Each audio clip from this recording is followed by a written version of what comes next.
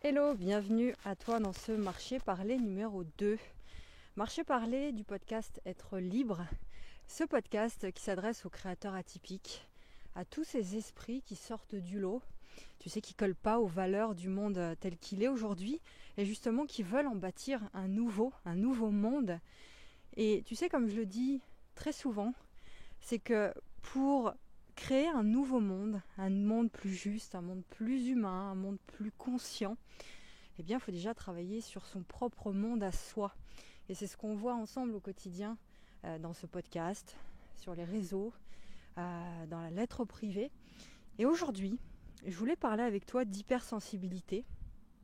Et si tu es entrepreneur, si tu es créateur, si tu es coach, si tu es accompagnant, hypersensible, eh bien cet épisode va beaucoup te parler. Donc reste bien attentif. On va parler d'hypersensibilité, mais on va aussi parler du fait de se détendre, de retour sur soi, de lâcher la pression pour accueillir la légèreté. J'espère que tu m'entends bien, parce que je ne sais pas du tout si tu m'entends ou pas. J'espère que ça va le faire. Tu sais, se détendre, accueillir la légèreté, c'est quelque chose qui est très difficile à faire pour la plupart des hypersensibles, et notamment la plupart des entrepreneurs hypersensibles, mais c'est tellement nécessaire ça. La semaine dernière, c'était mercredi je crois, j'ai envoyé un email à ma liste email, une lettre comme je l'appelle, où j'ai parlé de ça, j'ai parlé du mode cocooning, de l'importance de revenir en soi. Et ici je vais t'en parler aussi.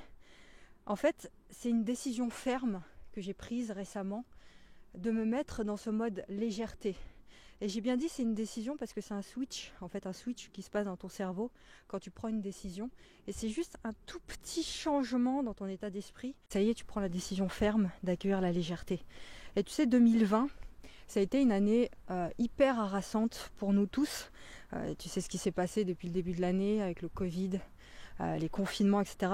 Et c'est une période qui a été très très intense pour les hypersensibles. Les hypersensibles qui ressentent tout à 10 000% en fait, comparé à ceux qui ne sont pas hypersensibles. Donc c'est important d'être à l'écoute de soi. C'est important de se protéger. C'est important de travailler sur soi pendant ces moments-là.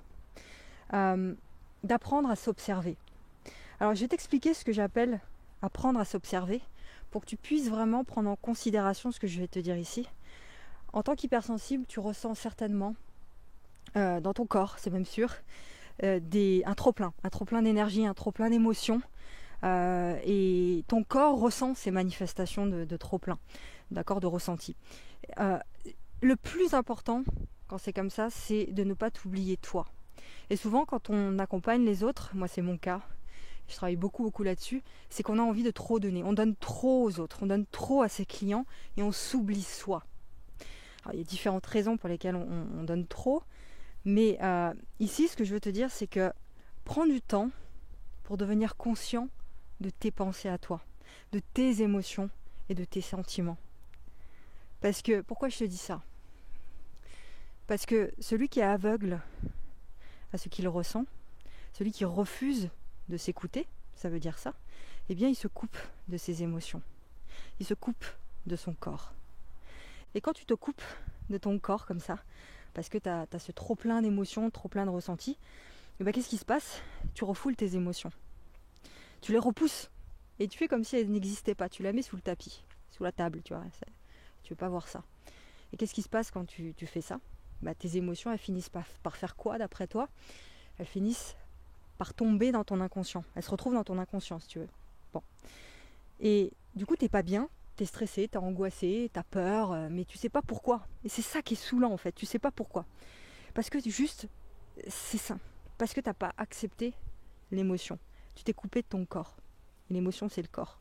Tu peux pas progresser dans ces conditions-là, c'est pas possible, parce que tu perds ton ancrage quand tu te coupes de toi-même. Et parce que l'émotion aussi, quand tu la ressens, elle est là. Elle est là pour te faire passer des messages finalement dans le corps. Il y a des ressentis, des sensations, etc. Et si tu te coupes de ça, le résultat, c'est que tu te laisses envahir par le mental, tu te laisses envahir par le stress, tu n'écoutes plus ta voix intérieure à toi et tu es à l'extérieur de toi. Tu trouves des points de repère à l'extérieur parce qu'à l'intérieur, tu ne comprends pas ce qui se passe. D'accord? Donc, tu es à l'extérieur. Tu te compares. Tu regardes ce qui se passe à l'extérieur. Tu te dis, bah tiens, il faut que je fasse ça aussi, moi aussi. Et quand tu es à l'extérieur, c'est ce que veut la société finalement. La société, elle nous coupe de nos émotions. On ne nous a jamais appris à nous écouter. Ça n'existe pas. Il n'y a pas de cours à l'école pour nous apprendre à nous écouter. Donc, qu'est-ce qu'on fait quand on ne sait pas comment faire pour s'écouter soi et pour être en soi? Ce qu'on fait, c'est qu'on se tourne logiquement, on va dire, vers l'extérieur. Donc on se met à se comparer, on se met à regarder ce que font les autres, et ben, ça crée du doute, ça. Tu perds confiance et tu fais finalement des mauvais choix. Okay, des choix qui ne t'appartiennent pas à toi. Des choix par défaut. Et tu vis une vie subie, une vie par défaut. Donc le mode cocooning et légèreté, là, ce fameux mode dont je t'ai parlé dans la lettre mercredi dernier, moi personnellement je suis beaucoup plus efficace quand... Et c'est logique, tout ça, c'est tout à fait normal, beaucoup plus efficace quand je suis dans ce mode de légèreté qui est un mode d'accueil finalement, un mode de recentrage, un mode de reconnexion. Et pourquoi tu es beaucoup plus efficace? C'est parce que tout simplement, tu te sens bien. Et quand tu te sens bien, tu fais les choses telles qu'elles doivent être finalement. Et pour expérimenter l'alignement, c'est ça que je voulais te parler aussi, le fait de faire des actions fluides, des actions justes, eh bien tu dois écouter tes émotions, tu dois écouter tes ressentis et tu dois faire passer ton bien-être avant toute chose. Tu dois faire passer ton bien-être avant toute chose. Si tu es encore une fois entrepreneur, créateur, accompagnant et que tu es là pour aider l'autre, c'est fondamental de faire ça. Je pense que tu comprends pourquoi. Et surtout de ne pas être dans la culpabilité de faire ça. Okay, tu fais des actions justes, tu fais des actions inspirées, tu fais des actions alignées lorsque tu es dans le bien-être et la légèreté. Okay, tu as les bonnes énergies, tu transmets de bonnes choses à tes clients et eux, ils le ressentent aussi parce qu'ils ressentent ton bien-être et donc ils sont beaucoup plus heureux.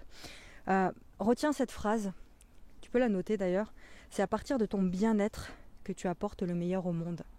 C'est à partir de ton bien-être que tu apportes le meilleur au monde. C'est à partir de ton bien-être que tu laisses exprimer ton vrai message.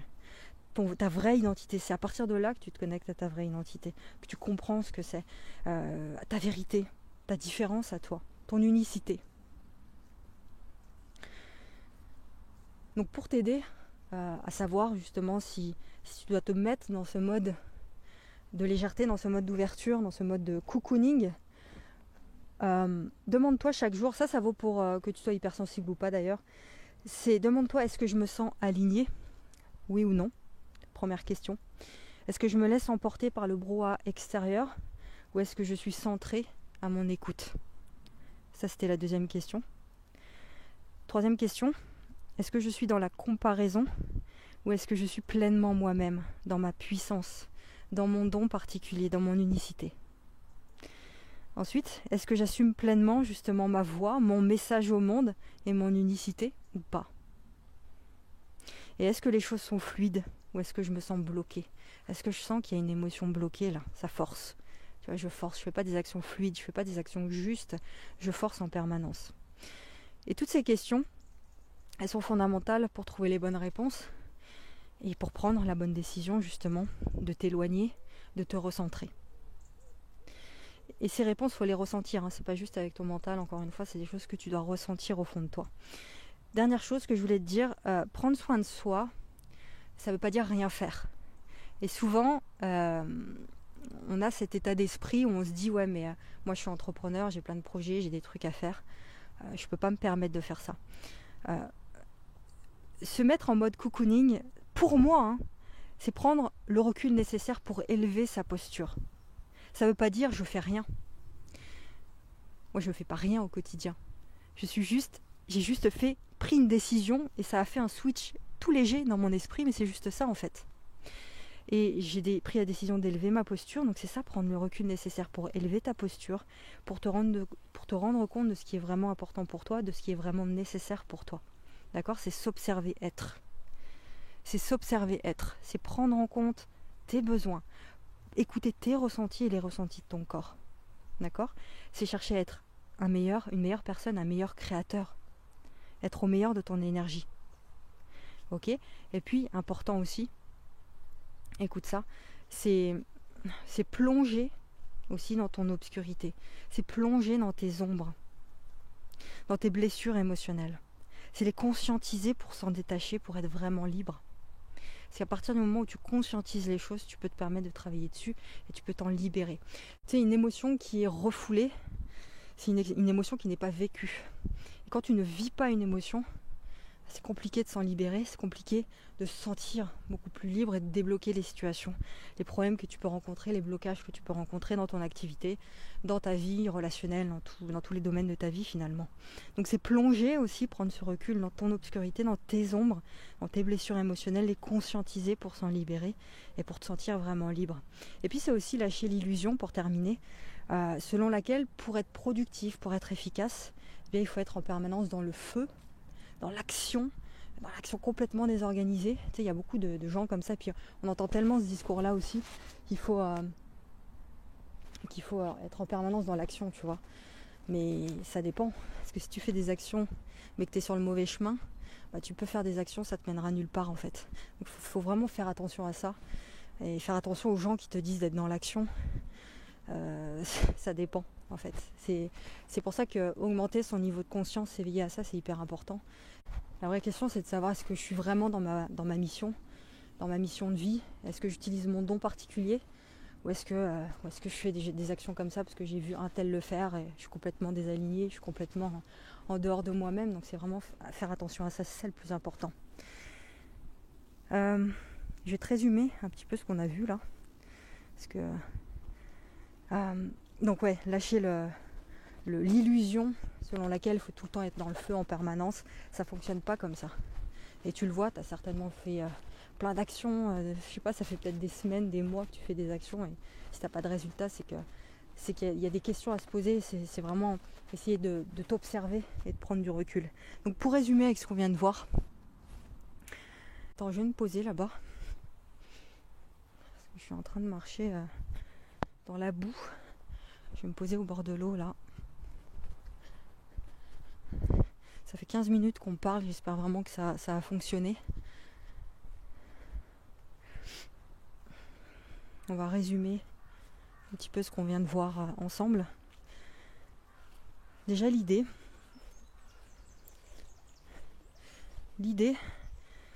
c'est d'être une présence aimante et bienveillante pour soi. C'est ça l'idée principale, envers soi-même. Parce que quand on vit comme ça des moments intenses d'hyperstimulation, et c'est clair qu'on en a vécu énormément cette année, des effondrements, même un effondrement émotionnel, c'est peut-être des choses que tu peux vivre aussi, tu peux te sentir démuni face à ça. L'idée, c'est pas forcément de chercher à rationaliser les choses, mais c'est plutôt être à l'écoute de tes ressentis, d'accord, d'être en mode observation, être une présence pour toi-même. Et souvent on se dit, quand on est entrepreneur, qu'on crée des choses, bah ouais, je suis entrepreneur, je dois forcément être fort, ok, j'ai pas le droit de me reposer, il faut que je fasse ça, il faut que je fasse un truc, il faut que je fasse ceci, il faut que je fasse cela. Et ça, c'est la pire des choses à faire, parce que quand tu fais ça, tu t'écoutes pas. Et t'es pas une écoute bienveillante pour toi, et c'est la pire des choses à faire, quoi. T'es pas dans l'amour de toi. Et quand t'es pas dans l'amour de toi, que t'as pas d'amour en toi, bah c'est très difficile d'en apporter autour de soi. En tout cas, l'énergie va pas circuler, ça va bloquer à un moment donné, quoi. Donc sois dans un moment d'accueil au quotidien de ce que tu vis, un moment d'accueil de tes émotions, et de les vivre, surtout tes émotions. Deuxième chose qu'on a vu, sois à l'écoute de tes besoins, et oui, ne minimise pas ce que tu vis. Et en tant qu'hypersensible, on a tendance à minimiser ce qu'on vit, surtout les hypersensibles qui n'ont pas travaillé leurs plus grosses blessures, qui n'ont pas travaillé sur eux. Vu qu'ils ne comprennent pas ce qu'ils vivent, ils minimisent ce qu'ils vivent. Et pour ça, la première des choses, c'est d'accueillir ce que tu vis, de ne pas nier ce que tu vis, et surtout d'éviter les tu dois et les il faut, qui sont les poisons, ces machins-là. Je dois faire ça, il faut que je fasse ça. Non. Je dois être moins sensible, je dois être blindé. C'est pas si grave ce que je suis en train de vivre. Non. C'est juste pas possible ça pour un hypersensible, parce que c'est ta nature. Tu peux pas te demander de ne pas être toi. Donc de nier ta nature. Et ici l'idée, dans ce deuxième point, c'est plutôt d'accueillir, d'accepter et de comprendre, de mieux vivre ta vraie nature. Okay, parce que tout ça, c'est ta réalité à toi, c'est ce que tu ressens toi. C'est comme ça que tu perçois les choses, donc tu peux pas nier ce que tu perçois. L'idée, c'est de mieux vivre avec ça et de construire autour de ça, de construire ton projet autour de ça, de construire ton message au monde autour de ça. Donc accorde-toi, on a vu, troisièmement, accorde-toi des moments de rencontre avec toi-même. On l'a vu, c'est fondamental ça. Puis accepte ton besoin de solitude et de retrait aussi. En tant qu'hypersensible, on a énormément besoin de ça pour se ressourcer, pour évacuer le trop-plein d'émotions.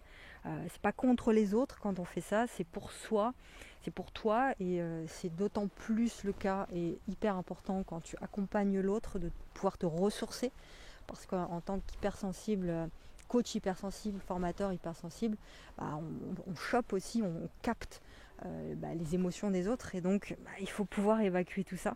Et ça, on le fait avec nous-mêmes dans la solitude. C'est quelque chose qui est vital, qui est nécessaire pour toi. Il n'y a pas de culpabilité à avoir, et c'est pas contre les autres quand tu fais ça. Et puis surtout, dernière chose, autorise-toi à te laisser guider par ton intuition, parce qu'il t'appartient toi véritablement, et non ce qui appartient à l'extérieur. Voilà, tu vois, fais-toi confiance pour ça, et exprime à l'extérieur ce qui vient de toi. Voilà, c'était important pour moi de te parler de ça, d'hypersensibilité, parce que pour moi les hypersensibles ont un rôle, et joueront un rôle de façon naturelle, tu verras à l'avenir. De toute façon ça a toujours été le cas.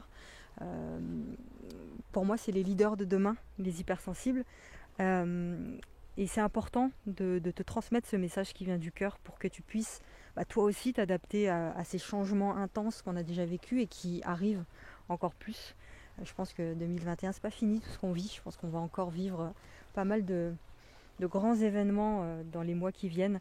Donc il faut être prêt à ces changements-là. Et prends confiance en toi, crois en toi vraiment. Tu as de la valeur, je le répète. Tu as un message, tu as ta pierre à l'édifice à apporter. Tu as des choses à apporter au monde. Et donc crois en ça.